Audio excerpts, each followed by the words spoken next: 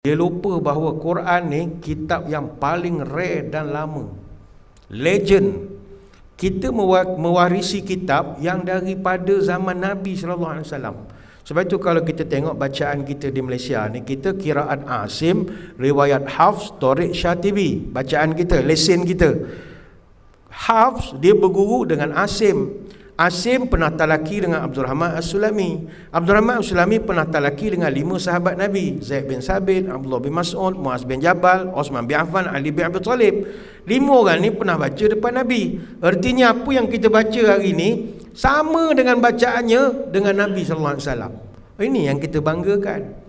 Maknanya ada 28 huruf hijaiyah, 340,740 huruf, 77,437 kalimah, 6,236 ayat, 114 surah, 30 juzuk, 60 hizib, 240 makra', sama daripada zaman Nabi sampai sekarang. Tak pernah berubah. Jadi nombor 1, tuan-tuan kena belilah Quran, kena banggalah.